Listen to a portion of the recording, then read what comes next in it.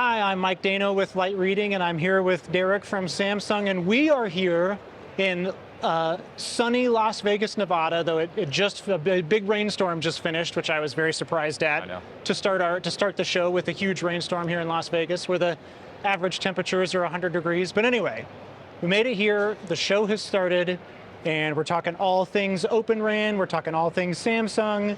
And we're talking all things CBRS also, because Samsung had some pretty big news this past couple weeks ago with a big agreement with Comcast. Right. And that's sort of the very first concrete indication that Comcast is moving forward with a cellular network in CBRS spectrum and 600 megahertz spectrum. Mm-hmm. And so that's sort of another, I would say, feather in Samsung's cap in terms of equipment sales. So maybe you could talk a little bit about what that deal with Comcast involves. Sure. And then maybe a little bit about Samsung's broader CBRS business. Absolutely, yeah. Mike, thanks for having me. Yeah, we're super excited with the collaboration with Comcast. So as you surmised, it involves their 600 megahertz as well as CBRS, and we're doing roughly 3 solutions with them. So initially a couple of macro solutions for 600 megahertz radio unit, a CBRS radio unit, and then we also announced we're producing a strand small cell, help them take advantage of their kind of wired infrastructure. So it's got a integrated baseband antenna radio as well as a cable modem to take advantage of their infrastructure. And yeah, we're really excited to be on their kind of the third leg, as they had talked about their wireless strategy. This is the kind of the third leg of their strategy to reach their current customers in their footprint to offer mobile service to those customers. So. And so they've got the MVNO with Verizon. They have the Wi-Fi network, and now they're building sort of a cellular network with Samsung equipment. Yep. And you said there's 3 products, and the one is a strand-mounted CBRS radio, and it backhauls through the Comcast network. Correct. Yeah. Which is that's an innovative new solution for. Absolutely. Yeah. So it kind of marks, as we've seen with CBRS, I think a lot of folks in the industry saw it was there was a lot of talk and anticipation of massive growth, and it's taken a little bit longer to get there. So we started out building like macro products, massive MIMO stuff for fixed wireless access with CBRS, radio units for carriers that anticipated using CBRS for kind of LTE capacity constrained areas. And then started to fill in for private networks with small cells and indoor stuff. And now here we are with kind of more specialty products, as other entrants are coming into the market like Comcast. And so kind of getting to that full portfolio, and feels like the momentum's happening. Sort of a maturation of the CBRS equipment marketplace. Exactly. And I think, and also just the fact that there's been enough trials and enough early understanding and early deployments that it's finally starting to pick up steam, even in the areas like the macro capacity fill-in areas. We've seen a bit more volume there. So interesting. It's been great. Okay. So there's that. So that's going on in Samsung's business, is sort of an expansion of CBRS, new customers like Comcast.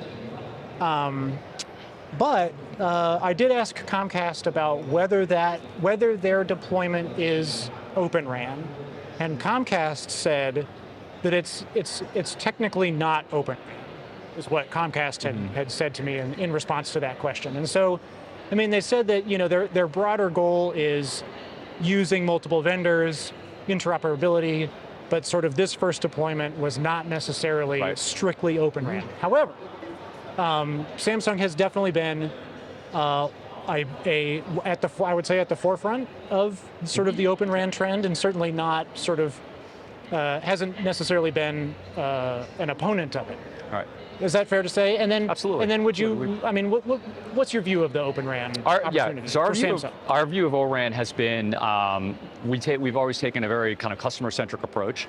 To be frank, we are a challenger in a lot of markets, or we don't have an incumbency. So our approach has been, like, we're not going to dictate to you. We'd love to come to you and tell you what kind of solutions we have, but we're not going to dictate our the architectural types or technology. So if it's traditional RAN, we have solutions for you. If it's vRAN, we have solutions for you. If it's O-RAN, we have solutions for you. We've been trying to we believe that O-RAN has its place in the markets, and certain operators, and so for those customers, we definitely welcome them. We've worked with a variety of the different Open RAN players out there, on integration and interop, and so, we believe it has its place in the market. Is it the answer for everybody? We don't think so. Okay, and like you said, you've been working with a lot of different operators in the market with Open RAN, and I would say, one of the biggest ones that comes to my mind is Dish Network, which is building a nationwide 5G network in the U.S. strictly with Open RAN. Correct. And a few months ago, they did announce Samsung as one of their big suppliers, which is, their previous suppliers were Fujitsu and MTI, sort of much lower level suppliers. And so I think it was viewed, the Dish announcement with Samsung was kind of viewed as a step up. Like they're getting serious, they're getting these broad deployments, and they need a bigger supplier as a result, was I think the sort of interpretation of that announcement. And so I'm wondering if you have any updates on the Samsung agreement with Dish for Open RAN. Yeah, so we've been progressing, and as we had mentioned when we made that commercial agreement, we're super excited to be working because, again, it's such a bold it's a network big deal. build. Right? It's a big deal. And their approach is extremely bold, and we're excited to be working with them. We've advanced, so a lot of this stuff has been the pre-integration work and stuff like that. So we had a test recently that we completed in Suwon. Some of their executive team is over there, but the real stuff is going to start in earnest here in the fourth quarter and then into the first half of next year. And so that's when we'll have a lot more to talk about, I think, in Barcelona as we really start to hit the gas with them. Okay, very cool. That's good to know. All right. And so last question for you, which is just, here we are, Mobile World Congress. It seems like this is one of the first big shows that we're having now that pandemic seems to be ebbing. Right. What are you guys here talking about? Like, what are your expectations from this show and going into the rest of this year? Yeah, well, first of all, I'm just excited to be here and see right? you. It's nice. It's been too long. It's been a long time. Yeah. It's nice to be back. Yeah, it's nice to be back. But we are. We've got a lot going on. I mean, there's so much, as you cover it every day. There's so much happening in the industry, and so everything from I think one of the things that we're seeing a lot of traction, and we're having a lot of great discussions in, is fixed wireless access, rural and regional operators. We have a lot of momentum there, a lot of discussion. There's enormous amount of broadband stimulus out there. Folks are trying to figure out how to take advantage of that. While it might be centered at fiber, for the majority of the build, we just understand that, look, there's certain geographies, even in certain urban markets where access or the economics just don't work out. So I think we're seeing a lot of traction there. We announced earlier this year, we've got some strategic partnerships with folks like T3 Broadband. We did a deal with Mercury Broadband, so they're doing a 500 site deployment with us across a few states for CBRS-based fixed wireless access network, and so we're starting to see a lot more traction there. We're gaining a little bit more momentum too, and as we were talking about CBRS in the private network space with some more partners like Amdocs and Khajiit, and so that funnel has been building, and we're seeing more movement there in the private network space, and then.